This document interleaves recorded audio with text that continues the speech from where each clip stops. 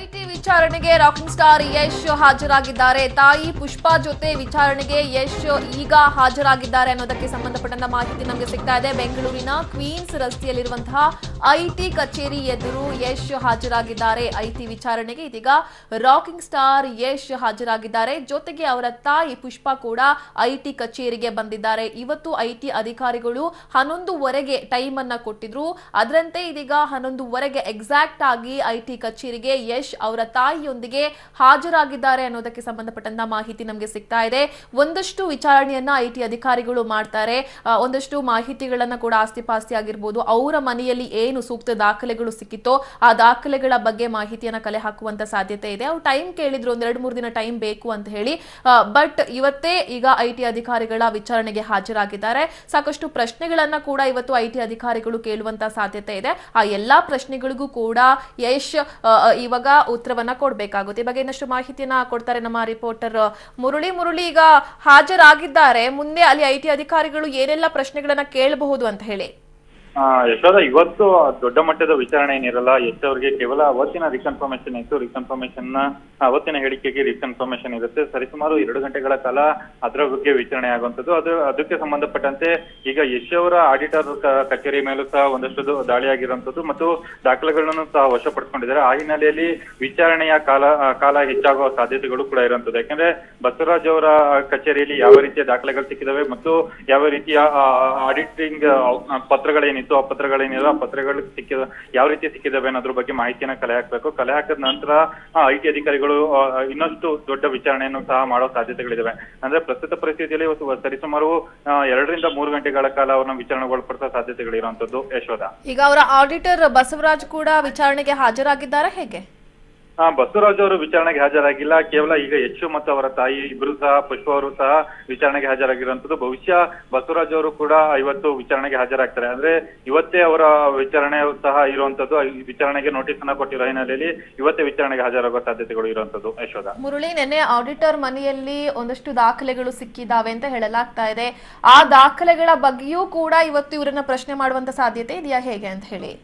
ಇಲ್ಲ, ಸಾಧ್ಯತೆಗಳು ತುಂಬಾ ಕಡಿಮೆ ಇರುತ್ತೆ. ಯಾಕಂದ್ರೆ ಕೇವಲ ಅವರ ಹೇಳಿಕೆಗಳನ್ನ ದಾಖಲಿಸಿಕೊಳ್ಳಿಕ್ ಆಗಿಲ್ಲ. ಯಾಕಂದ್ರೆ ಆಡಿಟಿಂಗ್ ಕಂಪನಿ ಮೇಲೆ ದಾಳಿ ನಡೆಸಿದ ಸಂದರ್ಭದಲ್ಲಿ ಅಲ್ಲಿ ಕೆಲವೊಂದು ದಾಖಲೆಗಳನ್ನ ವಶಕ್ಕೆ ತೆಗೆದುಕೊಂಡಿದ್ದಾರೆ. ವಶಕ್ಕೆ ತೆಗೆದುಕೊಂಡ ಸಂದರ್ಭದಲ್ಲಿ ಬಸವರಾಜ್ ಅವರ ವಿಚಾರಣೆ ಕಂಪ್ಲೀಟ್ ಆಗದೇನೆ, ಅಂದ್ರೆ ವಿಚಾರಣೆ ಯಾವ ರೀತಿಯ ದಾಖಲೆಗಳು ಇವು ಮತ್ತು ಯಶ್ ಅವ್ರಿಗೂ ಇದಕ್ಕೂ ಏನು ರೀತಿ ಯಾವ ಸಂಬಂಧ ಅನ್ನೋದ್ರ ಬಗ್ಗೆ ಸ್ಪಷ್ಟವಾಗಿ ಮಾಹಿತಿನ ಕಲೆ ಹಾಕ್ಬೇಕಾಗುತ್ತೆ. ಮಾಹಿತಿನ ಕಲೆ ಹಾಕಿದ ನಂತರ ಅಷ್ಟೇ ಯಶ್ ಅವ್ರಿಗೆ ಇದ್ರ ಬಗ್ಗೆ ಕ್ವಶನ್ ಅನ್ನ ಮಾಡ್ಬೇಕು. ಅದನ್ನ ಹೊರತುಪಡಿಸಿ ಏಕೈಕಿ ಆ ಮನೆಯಲ್ಲಿ ಸಿಕ್ಕಂತ ದಾಖಲೆಗಳು ಯಶ್ ಅವರ ಹೆಸರು ಬರ್ದಿತ್ತು ಅಂತ ಹೇಳಿ ಅದಕ್ಕೆ ಕ್ವಶನ್ ಅನ್ನ ಯಶ್ ಅವ್ರಿಗೆ ಕೇಳಲಿಕ್ಕೆ ಸಾಧ್ಯ ಇಲ್ಲ. ಆಡಿಟರ್ ವಿಚಾರಣೆ ಕಂಪ್ಲೀಟ್ ಆದ ನಂತರ ಅಷ್ಟೇ ಯಶ್ ಅವ್ರನ್ನ ಆ ಪ್ರಕರಣಕ್ಕೆ ಸಂಬಂಧಪಟ್ಟಂತೆ ವಿಚಾರಣೆಗೆ ಒಳಪಡಿಸುವಂತದ್ದು. ಯಶೋಧ, ಇಲ್ಲಿ ತಾಯಿ ಪುಷ್ಪ ಅವರನ್ನ ಕೂಡ ಕರ್ಕೊಂಡ್ ಬಂದಿದ್ದಾರೆ. ಇದು ಏನ್ ಬೇಕಿತ್ತ, ಅವ್ರು ಬರ್ಬೇಕಿತ್ತ, ಹೇಗೆ ಅಂತ ಹೇಳಿ? ಖಂಡಿತವಾಗಿ. ಯಾಕಂದ್ರೆ ಪುಷ್ಪ ಅವರು ಸಹ ಇದರಲ್ಲೊಂದು ಆರೋಪ ಆಗಿರುವಂತದ್ದು. ಪುಷ್ಪ ಅವರನ್ನು ಸಹ ವಿಚಾರಣೆಗೆ ಒಳಪಡಿಸಿದ್ರು. ಅಂದ್ರೆ ಪುಷ್ಪ ಅವರು ಸಹ ಅವರ ಹೆಸರಿನಲ್ಲಿ ಕೆಲವೊಂದು ಚಿನ್ನಾಭರಣಗಳಿರ್ಬೋದು ಮತ್ತು ಕೆಲವೊಂದು ಆಸ್ತಿಯನ್ನ ಖರೀದಿ ಮಾಡಿರುವಂತದ್ದು ಅವರ ಹೆಸರಲ್ಲಿ ಇರೋ ಹಿನ್ನೆಲೆಯಲ್ಲಿ ಅವರನ್ನು ಸಹ ವಿಚಾರಣೆಗೆ ಒಳಪಡಿಸಿದ್ದಾರೆ. ವಿಚಾರಣೆಗೆ ಒಳಪಡಿಸಿ ಅವರ ಹೇಳಿಕೆಗಳನ್ನು ಸಹ ದಾಖಲಿಸಿಕೊಂಡಿದ್ದ ಹಿನ್ನೆಲೆಯಲ್ಲಿಯೇ ಅವರನ್ನ ವಿಚಾರಣೆ ಕರೆದಿರುವಂತದ್ದು. ಅದು ಅವರ ಹೇಳಿಕೆಗಳೇನಿತ್ತು ಅದಕ್ಕೂ ಸಹ ರಿಕನ್ಫರ್ಮೇಶನ್ ಗೋಸ್ಕರ ಇವತ್ತು ಬಂದಿರುವಂತದ್ದು. ಯಶೋಧ, ಅಲ್ಲ, ಮೊನ್ನೆ ನಾವು ಗಮನಿಸಿದ್ವಿ, ಪುನೀತ್ ಆಗಿರ್ಬೋದು, ಶಿವಣ್ಣ ಆಗಿರ್ಬೋದು, ಅವ್ರ ಜೊತೆ ಯಾರು ಕೂಡ ಬಂದಿರ್ಲಿಲ್ಲ, ಅವ್ರು ಮಾತ್ರ ಬಂದಿದ್ರು. ಈ ನಿಟ್ಟಿನಲ್ಲಿ ಇಲ್ಲಿ ಪುಷ್ಪ ಅವ್ರು ಬಂದಿದ್ದಾರೆ ಅನ್ನುವಾಗ ಒಂದು ಪ್ರಶ್ನೆ ಕಾಡುತ್ತೆ. ಖಂಡಿತವಾಗಿ. ಯಾಕಂದ್ರೆ ಪುನೀತ್ ರಾಜ್ಕುಮಾರ್ ಅವ್ರನ್ನ ಬಳಿ ಅವರ ಪತ್ನಿ ಅಶ್ವಿನಿ ಅವ್ರನ್ನ ಸಹ ವಿಚಾರಣೆ ಒಳಪಡಿಸಬೇಕಾಯ್ತು. ಯಾಕಂದ್ರೆ ಅವ್ರದ್ದು ಸಹ ಪಾಲ್ದಾರಿಕೆ ಇತ್ತು. ಅವರನ್ನು ಸಹ ರಿಕನ್ಫರ್ಮೇಶನ್ ಹೇಳಿಕೆಗೆ ಕರೆಸಿದ್ರು. ಅಂದ್ರೆ ಜೊತೆಗೆ ಗೀತಾ ಅವರನ್ನು ಸಹ ವಿಚಾರಣೆಗೆ, ಶಿವರಾಜ್ ಕುಮಾರ್ ಅವರ ಪತ್ನಿಯವರನ್ನು ಸಹ ಕರ್ಸೋ ಅವ್ರಿಗೂ ಸಹ ಒಂದು ಸಪರೇಟ್ ಒಂದು ನೋಟಿಸ್ ಅನ್ನ ಕೊಟ್ಟಿದ್ದಾರೆ. ಅದು ಬುಧವಾರ ವಿಚಾರಣೆಗೆ ಬರ್ತಾ ಇದ್ದಾರೆ ಅನ್ನೋದ್ರ ಬಗ್ಗೆ ಮಾಹಿತಿ ಇರುವಂತದ್ದು. ಆದ್ರೆ ಯಶ್ ಅವರ ತಾಯಿಯನ್ನ ಜೊತೆಲಿ ಕರ್ಕೊಂಡು ಬಂದಿರುವಂತದ್ದು. ಇಬ್ಬರಿಗೂ ಸಹ ಇವತ್ತೇ ನೋಟಿಸ್ ಇತ್ತು ಅನ್ನೋದ್ರ ಬಗ್ಗೆ ಒಂದು ಕನ್ಫರ್ಮೇಶನ್ ಸಿಗ್ತಾ ಇರುವಂತದ್ದು. ಅಂದ್ರೆ ಕಳೆದ 2 ದಿನಗಳ ಹಿಂದೆ ಯಶ್ ವಿಚಾರಣೆಗೆ ಹಾಜರಾಗಬೇಕಾಯ್ತು. ಆದ್ರೆ ಇವತ್ತು ವಿಚಾರಣೆಗೆ ಹಾಜರಾಗ್ತಿರುವಂತದ್ದು ತನ್ನ ತಾಯಿಯವರ ಜೊತೆಯಲ್ಲಿ ಅನ್ನೋದ್ರ ಬಗ್ಗೆ ಈಗ ಸ್ಪಷ್ಟವಾಗಿ ಗೊತ್ತಾಗ್ತಿರುವಂತದ್ದು. ಯಶೋಧ, ಅಂದ್ರೆ ನೀವು ಹೇಳ್ತಾ ಇದ್ರಿ ಸುಮಾರು 2-3 ಗಂಟೆಗಳ ಕಾಲ ವಿಚಾರಣೆಯನ್ನ ಮಾಡಬಹುದು ಅಂತ ಹೇಳಿ. ಇಲ್ಲಿಗೆ ಮುಗಿಯುತ್ತಾ ಅಥವಾ ಮತ್ತೆ ಐಟಿ ಅಧಿಕಾರಿಗಳು ಇವ್ರನ್ನ ವಿಚಾರಣೆಗೆ ಕರಿಬಹುದಾ, ಹೇಗೆ ಅಂತ ಹೇಳಿ? ಯಶೋಧ, ಕೇವಲ ಇವತ್ತಿನ ವಿಚಾರಣೆ ಏನಿರುತ್ತೆ ಅಂದ್ರೆ ರೀಕನ್ಫರ್ಮೇಶನ್ ಅಷ್ಟೇ ಇರುವಂತದ್ದು. ಇವತ್ತಿನ ಹೆಚ್ಚಿನ ವಿಚಾರಣೆ ಏನಿರಲ್ಲ. ಯಾಕಂದ್ರೆ ಕೇವಲ ಅವತ್ತು ದಾಖಲಾತಿಗಳನ್ನ ವಶಕ್ಕೆ ತೆಗೆದುಕೊಂಡ ಹಿನ್ನೆಲೆಯಲ್ಲಿ ಮಾಹಿತಿಯನ್ನ ಕಲೆ ಹಾಕ್ತಾ ಇರ್ತಾರೆ. ಆದ್ರೆ ಇನ್ನ ಸಹ ಡಿಗ್ ಮಾಡ್ತಾ ಹೋದಾಗ ಜೊತೆಗೆ ಯಾವ ಆಸ್ತಿಯನ್ನ ಖರೀದಿ ಮಾಡಿದರೆ ಮತ್ತು ಎಲ್ಲಿಂದ ಆದಾಯ ಬಂತು, ಜೊತೆಗೆ ಆದಾಯ ತೆರಿಗೆಯನ್ನ ಯಾವ ರೀತಿ ವಂಚನೆ ಮಾಡಿದರೆ, ಬೇರೆ ಬೇರೆ ಮೂಲಗಳು ಯಾವುದು, ಬೇನಾಮಿ ಮೂಲ ಇರ್ಬೋದು, ಮನಿ ಟ್ರಾನ್ಸಾಕ್ಷನ್ ಮೂಲ ಯಾವ್ದು ಇರ್ಬೋದು, ಅದನ್ನೆಲ್ಲ ಸಹ ಕಂಪ್ಲೀಟ್ ಆಗಿ ವಿಚಾರಣೆಯನ್ನ ತನಿಖೆಯನ್ನ ಮಾಡಬೇಕು. ತನಿಖೆಯನ್ನ ಮಾಡಿದ ಸಂದರ್ಭದಲ್ಲಿ ಯಾವುದೇ ರೀತಿ ಡೌಟ್ ಗಳು ಬಂದಾಗ್ಲೂ ಸಹ ಅದನ್ನ ಕ್ಲಾರಿಫಿಕೇಶನ್ ನ ಕೇಳಕ್ಕೆ ಅದಕ್ಕೆ ವಾರಸ್ದಾರ ಯಾರಿರ್ತಾರೆ, ವಾರಸ್ದಾರರನ್ನ ವಿಚಾರಣೆಗೆ ಕರೆಯುವಂಥದ್ದು ಅನಿವಾರ್ಯ. ಆ ಹಿನ್ನೆಲೆಯಲ್ಲಿ ಯಶ್ ಅವ್ರನ್ನು ಸಹ ಮುಂದಿನ ದಿನಗಳಲ್ಲಿ ಕರೆಯೋ ಸಾಧ್ಯತೆಗಳು ಇರೋದನ್ನ ಹೆಚ್ಚಾಗಿ ಕರೀಲೇಬೇಕಾದ ಅನಿವಾರ್ಯ ಪರಿಸ್ಥಿತಿಯು ಕೂಡ IT ಅವ್ರಿಗಿರುತ್ತೆ. ಮುಂದಿನ ದಿನಗಳಲ್ಲೂ ಸಹ ಯಶ್ ಮತ್ತಿರ್ಬೋದು, ಜೊತೆಗೆ ಬೇರೆ ಬೇರೆ ನಟರಿರ್ಬೋದು, ಅವ್ರನ್ನೆಲ್ಲರನ್ನೂ ಸಹ ವಿಚಾರಣೆ ಕರೀತಾರೆ ಯಶೋಧ. ಪತ್ನಿ ರಾಧಿಕಾ ಪಂಡಿತ್ ಅವರ ಮನೆಯಲ್ಲೂ ಕೂಡ IT ಅಧಿಕಾರಿಗಳು ದಾಳಿಯನ್ನ ಮಾಡಿದ್ರು. ಇದೀಗ ಅವರನ್ನ ವಿಚಾರಣೆಗೆ ಕರಿಬಹುದಾ ಹೇಗೆ ಅಂತ ಹೇಳಿ ಬುಧವಾರ ತನಕನೂ ಸಹ ಅಂದ್ರೆ IT ಅಫಿಷಿಯಲ್ಸ್ ಉನ್ನತ ಮೂಲಗಳು ಹೇಳಿದ ಮಾಹಿತಿ ಪ್ರಕಾರ ಬುಧವಾರ ತನಕನೂ ಸಹ ವಿಚಾರಣೆಗೆ ಅವಕಾಶ ಇರುವಂತದ್ದು. ಬುಧವಾರ ಸಹ ವಿಚಾರಣೆ ಬರ್ಲಿಕ್ಕೆ ಸಾಧ್ಯ ಇದೆ. ಅಂದ್ರೆ ಬುಧವಾರ ತನಕ ಯಶ್ ಅವರ ಮಾವ ಅಂದ್ರೆ ರಾಧಿಕಾ ಪಂಡಿತ್ ಅವರ ಏನ್ ತಂದೆ ಏನಿದ್ದಾರೆ, ತಂದೆಯವರನ್ನು ಸಹ ವಿಚಾರಣೆ ಕರೀತಾರೆ. ಬುಧವಾರ ತನಕ ಸುದೀಪ್ ಇರ್ಬೋದು, ಜೊತೆಗೆ ಗೀತಾ ಶಿವರಾಜ್ ಕುಮಾರ್ ಇರ್ಬೋದು, ಅಶ್ವಿನಿ ಪುನೀತ್ ರಾಜ್ಕುಮಾರ್ ಇರ್ಬೋದು, ಇವ್ರನ್ನೆಲ್ಲರನ್ನೂ ಸಹ ವಿಚಾರಣೆ ಕರೀತಾ ಇರುವಂತದ್ದು. ಬುಧವಾರ ತನಕನೂ ಸಹ ಕಾಲಾವಕಾಶ ಇದೆ. ಇವತ್ತಿನ ಪ್ರಸ್ತುತ ಪರಿಸ್ಥಿತಿಯಲ್ಲಿ ನಟ ಯಶ್ ಮತ್ತು ಅವರ ತಾಯಿಯನ್ನ ವಿಚಾರಣೆ ಕರೆದಿರುವಂತದ್ದು. ಈಗ ವಿಚಾರಣೆ ಈಗಾಗಲೇ ಪ್ರಾರಂಭವಾಗಿದೆ. ಬಹುಶಃ ಇನ್ನೊಂದು 2 ತಾಸುಗಳ ಒಳಗಡೆ ವಿಚಾರಣೆ ಮುಗಿಯುವ ಸಾಧ್ಯತೆಗಳು ಇರುವಂತದ್ದು. Okay, thank you Murali.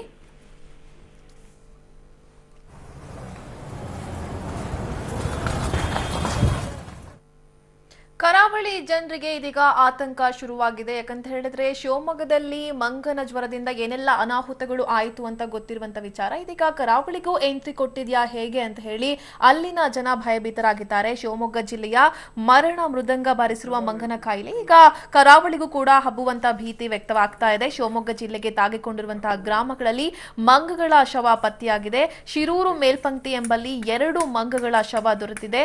Siddapura ಕಾಡಲ್ಲಿ ಈವರೆಗೆ 9 ಮತ್ತು ಹಳ್ಳಿ ಹೊಳೆಯಲ್ಲಿ 2 ಮಂಗದ ಕಳೆಬರ ಸಿಕ್ಕಿದೆ. ಕೋತಿಯ ದೇಹದ ಕೆಲವು ಭಾಗಗಳನ್ನು ಆರೋಗ್ಯಾಧಿಕಾರಿಗಳು ಸಂಗ್ರಹಿಸಿ ಹೆಚ್ಚಿನ ಪರೀಕ್ಷೆಗೆ ಶಿವಮೊಗ್ಗಕ್ಕೆ ಕಳುಹಿಸಿಕೊಟ್ಟಿದ್ದಾರೆ. ಕಿವಿಯಲ್ಲಿ ರಕ್ತಸ್ರಾವವಾಗಿ ಮೃತಪಟ್ಟ ರೀತಿಯಲ್ಲಿ ಕೆಲ ಮಂಗಗಳ ಶವ ಪತ್ತೆಯಾಗಿತ್ತು. ಪೋಸ್ಟ್ ಮಾರ್ಟಂ ಬಳಿಕ ಮೃತ ಮಂಗಗಳನ್ನ ದಹಿಸಲಾಗಿದೆ. ಈ ಬಗ್ಗೆ ಇನ್ನಷ್ಟು ಮಾಹಿತಿಯನ್ನ ಕೊಡ್ತಾರೆ ನಮ್ಮ ರಿಪೋರ್ಟರ್ ದೀಪಕ್. ಇದೀಗ ಕರಾವಳಿಗೂ ಕೂಡ ಮಂಗನ ಕಾಯಿಲೆ ಎಂಟ್ರಿ ಕೊಡಬಹುದಾ ಅನ್ನೋ ಆತಂಕದಲ್ಲಿ ಜನರಿದ್ದಾರೆ. ಖಂಡಿತ ಪಶ್ಚಿಮ ಘಟ್ಟದ ತಪ್ಪಲ್ನ ಗ್ರಾಮಗಳಲ್ಲಿ ಮಂಗನ ಮೃತದೇಹಗಳು ಪತ್ತೆಯಾಗಿರುವಂತದ್ದು. ಶಿವಮೊಗ್ಗ ಮತ್ತು ಉಡುಪಿಯ ಮಧ್ಯಭಾಗದಲ್ಲಿ ಪಶ್ಚಿಮ ಘಟ್ಟ ಇರುವಂತದ್ದು. ಹಾಗಾಗಿ ತಪ್ಪಲು ಗ್ರಾಮ ಅಂದ್ರೆ ಹಳ್ಳಿ ಹೊಳೆ ಈ ಭಾಗದಲ್ಲಿ ಕಂಡು ಬಂದಿದೆ. ಸಿದ್ದಾಪುರದಲ್ಲೂ ಕೂಡ 3 ಮಂಗಗಳ ಮೃತದೇಹ ಪತ್ತೆಯಾಗಿರುವಂತದ್ದು. ಈ ಮಂಗನ ಮೃತದೇಹಗಳು ಕಾಡಿನಲ್ಲಿ ಸಿಕ್ಕಿರುವಂತದ್ದು. ಹಾಗಾಗಿ ಆರೋಗ್ಯ ಇಲಾಖೆ ಅಧಿಕಾರಿಗಳು ಮಂಗನ ಮೃತದೇಹದ ಮರಣೋತ್ತರ ಪರೀಕ್ಷೆಯನ್ನ ಮಾಡಿದ್ದಾರೆ ಮತ್ತು ಕೆಲ ಭಾಗಗಳನ್ನ ಶಿವಮೊಗ್ಗಕ್ಕೆ ರವಾನೆ ಮಾಡಿರುವಂತದ್ದು. ಈ ಸಾವಿಗೂ ಶಿವಮೊಗ್ಗದಲ್ಲಿ ಕಂಡು ಬರ್ತಾ ಇರುವಂತಹ ಮಂಗನ ಕಾಯಿಲೆಗೂ ಕೂಡ ಏನಾದ್ರೂ ಲಿಂಕ್ ಇದೆಯಾ ಅಥವಾ ಬೇರೆ ಯಾವ್ದಾದ್ರು ಕಾರಣಕ್ಕೂ ಮೃತಪಟ್ಟಿದೆಯಾ ಅನ್ನೋ ಬಗ್ಗೆ ಕೂಡ ಸಾಕಷ್ಟು ಈಗ ತನಿಖೆಗಳು ನಡೀತಾ ಇರುವಂತದ್ದು. ಹಾಗಾಗಿ ಆತಂಕದ ವಾತಾವರಣ ಪಶ್ಚಿಮ ಘಟ್ಟದ ತಪ್ಪಲು ಭಾಗದ ಗ್ರಾಮಗಳಲ್ಲಿ ನಡೀತಾ ಇರುವಂತದ್ದು. ಇದರ ಜೊತೆಗೆ ಕಾರ್ಕಳ ತಾಲೂಕಿನಲ್ಲೂ ಕೂಡ 1 ಮಂಗದ ಮೃತದೇಹ ಪತ್ತೆಯಾಗಿದೆ.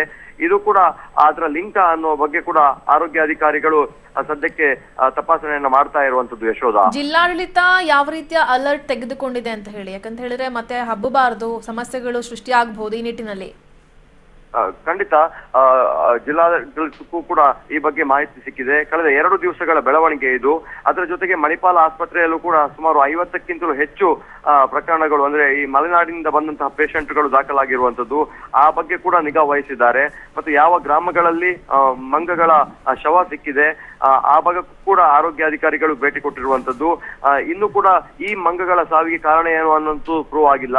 1 ಮಂಗದ ಮಾದರಿಯನ್ನ ಶಿವಮೊಗ್ಗಕ್ಕೆ ಕಳಿಸಲಾಗಿದೆ ಮತ್ತು ಉಳಿದ 6 ಮಂಗಗಳ ಮಾದರಿಯ ರಿಪೋರ್ಟ್ ಇನ್ನಷ್ಟೇ ಬರಬೇಕಾಗಿದೆ. ಹಾಗಾಗಿ ಆರೋಗ್ಯಾಧಿಕಾರಿಗಳು ಕರಾವಳಿ ಭಾಗಕ್ಕೆ ಹಬ್ಬಾರದು ಮತ್ತು ಪಶ್ಚಿಮ ಘಟ್ಟದ ತಪ್ಪಲಿನಲ್ಲೇ ಈ ತರ ಮಂಗಗಳ ಸಾವಿಗೆ ಕಾರಣ ಏನು ಅನ್ನೋ ಬಗ್ಗೆ ಕೂಡ ಇನ್ನಷ್ಟೇ ಮಾಹಿತಿಯನ್ನು ಹೊರ ಹಾಕಬೇಕಾಗಿದೆ. ಯಶೋಧ, ಓಕೆ, ಇದೀಗ ಸ್ಥಳೀಯರಾದಂತಹ ಸುದರ್ಶನ್ ಸಂಪರ್ಕದಲ್ಲಿದ್ದಾರೆ. ನಮಸ್ತೆ ಸುದರ್ಶನ್. ನಮಸ್ತೆ ಮೇಡಮ್. ಇವಾಗ ಜನರಲ್ಲಿ ಒಂದು ಆತಂಕ ಶುರುವಾಗ್ಬಿಟ್ಟಿದೆ ನಿಮ್ಮ ಭಾಗದ ಜನರಿಗೆ, ಎಲ್ಲಿ ಮಂಗನ ಕಾಯಿಲೆ ಬಂದ್ಬಿಡುತ್ತೆ ಅಂತ ಹೇಳಿ. ಅದರ ಲಕ್ಷಣಗಳೇನಾದ್ರು ಕಂಡು ಬಂದಿದೆಯಾ ಹೇಗೆ ಅಂತ ಹೇಳಿ ಸುದರ್ಶನ್? ಲಕ್ಷಣಗಳು ಆಲ್ರೆಡಿ ಈಗ ಕಂಡು ಬಂದಿದೆ. ಹಳ್ಳಿಹೊಳೆ ಗ್ರಾಮದಲ್ಲಿ ಆಲ್ರೆಡಿ 9 ಮಂಗಗಳು ಈಗಾಗಲೇ ಸತ್ತಿದೆ. ಸಿದ್ದಾಪುರದ ನಿಯರೆಸ್ಟ್ ಅಲ್ಲಿ ಒಂದು ಜನಸಾಲೆ, ಅಂದ್ರೆ ಸಿದ್ದಾಪುರದಿಂದ ಸ್ವಲ್ಪ ದೂರದಲ್ಲಿ ಜನಸಾಲೆ ಅಂತ ಹೇಳ್ಕೊಂಡು ಒಂದು 3 ಕಿಲೋಮೀಟರ್ ದೂರದಲ್ಲಿದೆ, ಅಲ್ಲೊಂದು ಸತ್ತಿದೆ. ಟೋಟಲ್ ಆಗಿ ಇಷ್ಟರೊಳಗೆ ಸತ್ತಿದ್ದು ನನಗೆ ಬಂದಿರೋ ಮಾಹಿತಿ ಲೆಕ್ಕದಲ್ಲಿ 11 ಆಗಿದೆ. ಮೊನ್ನೆ ನಮ್ಮ ವೈದ್ಯಾಧಿಕಾರಿಗಳು ಮತ್ತೆ ಪಶು ವೈದ್ಯಾಧಿಕಾರಿಗಳು ಎಲ್ಲರೂ ಅದರ ತಪಾಸಣೆ ಮಾಡಿದ್ದಾರೆ. ತಪಾಸಣೆ ಮಾಡಿದ್ದ ಸಂದರ್ಭದಲ್ಲಿ ಒಂದು ಮಂಗನ್ನ ಪೋಸ್ಟ್ ಮಾರ್ಟಮ್ ಸಮೇತ ಮಾಡ್ಬಿಟ್ಟು ಈಗ ಅದು ಶಿವಮೊಗ್ಗಕ್ಕೆ ಹೋಗಿದೆ. ಅದು ಅದರ ಬ್ಲಡ್ ಸ್ಯಾಂಪಲ್ ಮತ್ತೆ ಅದರಲ್ಲಿ ಬಂದಿರುವಂತ ಉಣ್ಣೆಯನ್ನು ಎಲ್ಲ ತಗೊಂಡ್ಬಿಟ್ಟು ಇಲ್ಲಿಗೆ ಶಿವಮೊಗ್ಗಕ್ಕೆ ಇದಕ್ಕೆ ಪರೀಕ್ಷೆಗೆ ಹೋಗಿದೆ ಅದು ಮೇಡಮ್. ರಿಸಲ್ಟ್ ಬಂದಿದ್ಯಾ ಏನಾದ್ರೂ ಅದದ್ದು? ಇಲ್ಲ, ಇನ್ನು ರಿಸಲ್ಟ್ ಬರ್ಲಿಲ್ಲ. ಇನ್ನು ಯಾವುದೇ ತರದಲ್ಲಿ ರಿಸಲ್ಟ್ ಬರ್ಲಿಲ್ಲ. ನಮ್ಮ ಸಿದ್ದಾಪುರದ ಗ್ರಾಮದ ಪಿಡಿಒ ಸಮೇತ ಇದ್ರ ಬಗ್ಗೆ ಒಳ್ಳೆ ಪ್ರತಿಕ್ರಿಯೆ ಕೊಡ್ತಾ ಇದ್ದಾರೆ ಮೇಡಮ್. ಹೌದಾ? ಏನ್ ಕ್ರಮ ತೆಗೆದುಕೊಂಡಿದ್ದಾರೆ ಅಂತ ಹೇಳಿ? ಈಗಾಗಲೇ ಅದ್ರ ಬಗ್ಗೆ ಏನು ಔಷಧಿ ಸಿಂಪಡಣೆ ಮಾಡುವಂತದ್ದು, ಅದರಿಂದ 500 ಮೀಟರ್ ದೂರದಲ್ಲಿರುವಂತಹ ಪ್ರದೇಶ, ಸತ್ತಿರುವಂತಹ 500 ಮೀಟರ್ ಪ್ರದೇಶಕ್ಕೆಲ್ಲ ಔಷಧಿ ಸಿಂಪಡಣೆ ಮಾಡುವಂತ ಕ್ರಮನೆಲ್ಲ ಇಲ್ಲಿ ಯಾವುದು ನಮ್ಮ ಹಾಸ್ಪಿಟಲ್ ಅವರು ಕ್ರಮ ತಗೊಂಡಿದ್ದಾರೆ madam. Okay, thank you Sudarshan ಅವರೇ ಪಬ್ಲಿಕ್ ಟಿವಿ ಜೊತೆ ಮಾತನಾಡಿದಕ್ಕೆ.